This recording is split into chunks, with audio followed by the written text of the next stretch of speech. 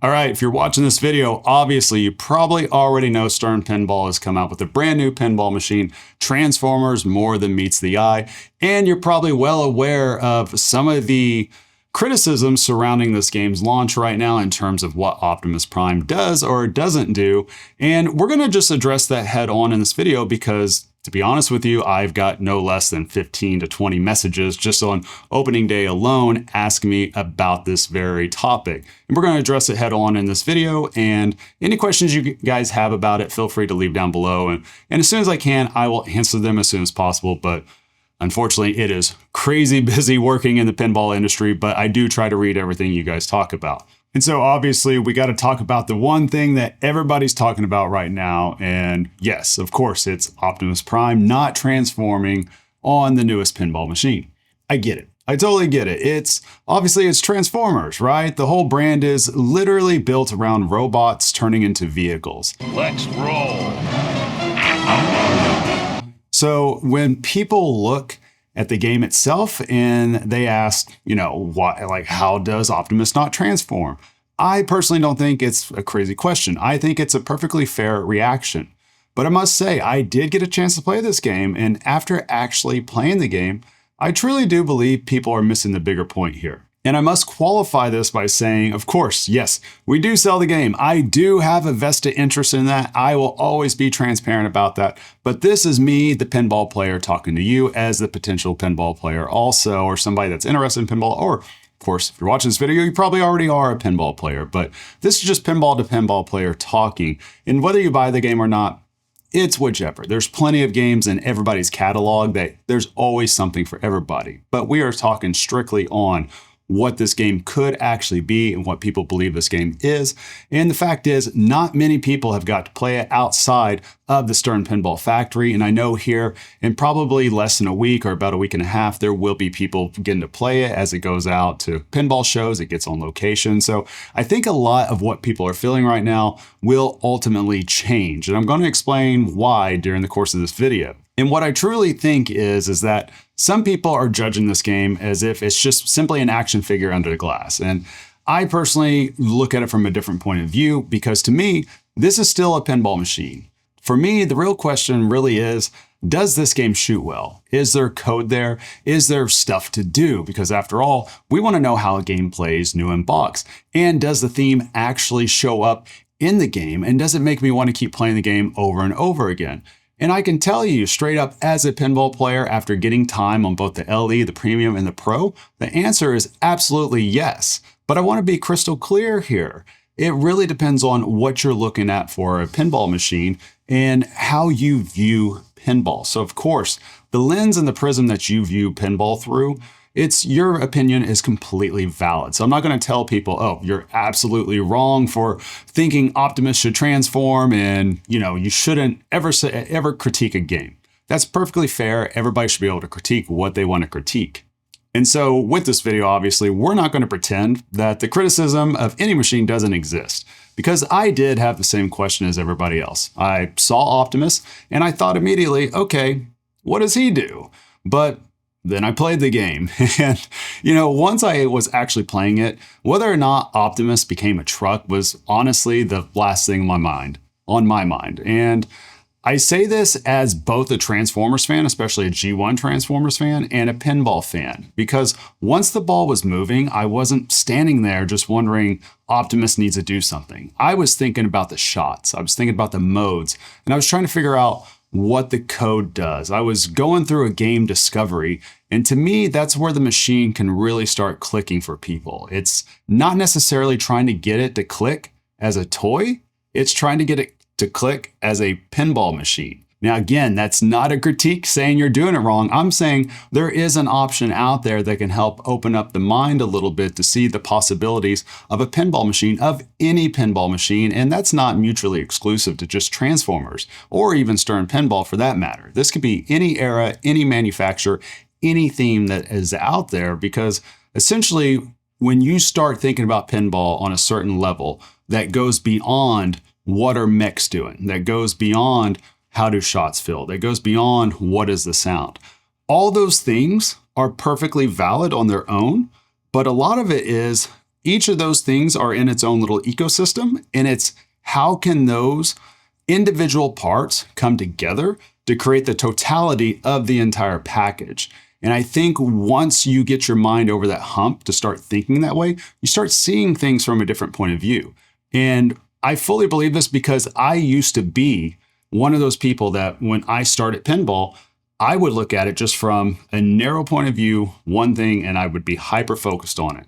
And that actually held me back as a player and as somebody that was in the hobby and my enjoyment for the hobby. And I didn't even realize it was holding me back. And the reason why it was, and this is just personal anecdote, but the reason why it was for me that I discovered is because I wasn't taking the time to look at what a whole entire pinball machine package really means and how it really comes together. And once I started looking that direction, and once I had people that pointed these things out to me, and once I started realizing what was actually going on and what I was personally missing, it just opened up a whole entire world. And that's kind of where I see Transformers going right now. Because to me, pinball isn't about forcing whatever pinball is into the world, into the theme. I think it's more about pulling the theme into pinball. And I think that's exactly what Stern did right here. Stern did not take pinball and just shove it into the Transformers world. They pulled Transformers into pinball. That's exactly what the game designer, game coder, everybody associated with this project did. And to me, that distinction matters because in pinball, everything has to work through shots. It has to work through timing, through flow, through mechs, and through reliability. And that's important because reliability matters. It matters extensively and massively for anybody that has the game at home and wants to spend. Of course, these machines, they're expensive. There's no sense, there's nothing around about it. They're expensive. They're anywhere between $7,000 clear up to $14,000, $15,000 in some cases. And so you want a game to be as reliable as possible, and especially if it's on location for people to enjoy. Now, that being said, I wish with this game, with Transformers, of course, that you could just make everything transform on the playfield. Yeah, that would be cool. But the reality of the situation is you can't make everything transform. Sounds awesome in theory, but in the real world with a real pinball machine, it still has to play well, it still has to be reliable, and it still has to survive thousands and thousands of games. And from there, you're looking at it that it still has to be fun after the first time that you see different things interact together in the totality of the whole machine. So yeah, I think Optimus Prime not moving is a valid critique, but I'm not going to sit here and tell you that wouldn't have been a cool toy, because of course it would have been awesome. Of course it would have been. If Optimus transformed on the playfield, everybody would be talking about it right now instead of the opposite of the conversation, because here's where I think the conversation gets incomplete. A cool toy does not automatically make a great pinball machine. And that's a very important distinction. And a missing toy feature doesn't necessarily automatically make a bad pinball machine. So what I urge people to do is definitely play the game yourselves. Do not talk yourselves out of not even trying this game because you're locked in on some missing feature. I think that's a mistake. I've made that mistake in the past, and I'm letting you know right now that if you are a pinball fan, you care about pinball, this game, there is a whole bunch there. And one of the critiques with Stern, of course, we've talked about code in the past. We've heard about code in the past. And I think what's gone missing with this game right now, and I think I want to be as crystal clear as possible after playing this game and being at the Stern factory, is that the software and the designer and the team involved in this game definitely addressed a lot of the objections that different games have that come out of the factory about the code and about that they want to see more depth in games. They want to see the ball do more things. Because what we're looking at here is that there are shots here to figure out because it is a dynamic layout. It's not just your typical fan layout. You have 3 flippers, you have many ball paths here.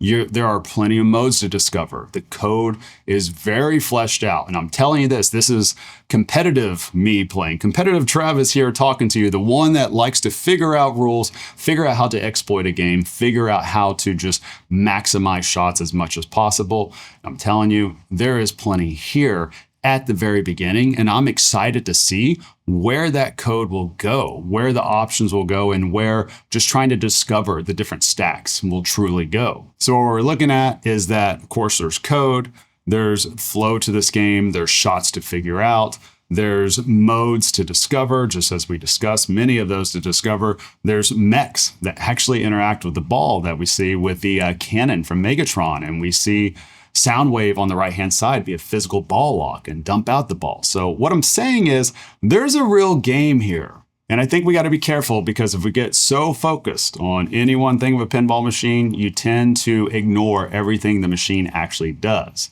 Man, there's a lot in this game already. There's a whole lot. Come on. All right, there we go. We're loaded up. Oh, here it comes. Shoot it. Ah, nice. All right, so can confirm. Megatron cannon shoots. We just saw it right there. So you load it up, it shoots it across the platform. And so again, this game, it actually addresses a lot of things pinball players have been asking for. I just know it's not crystal clear right now, especially with the opening trailers that came out, especially with, you know, not too many people being able to play it just yet, just a select few that were able to make it up to media day and dealer day. So I think that this game, the way that it's going is people just need to actually get out there and play it. And I think the tune will start to change a little bit once people do get a chance to play it. Because what this game did exactly was people want code out box. This game's got code. People want more to do. This game gives you a lot to chase at the very beginning. And people want layouts that are fun to shoot. Well, there you go. From this game that I played, this game can shoot. I'm telling you right now. And if people want the theme to actually matter, well, for this, the theme isn't just sitting on top of the game. The theme is fully built in to what you're doing as a pinball player. So I get it when we talk about Optimus turning into a truck. That's perfectly valid. And this is where the pinball side of my brain kicks in. Transforming Optimus would have been awesome, no question.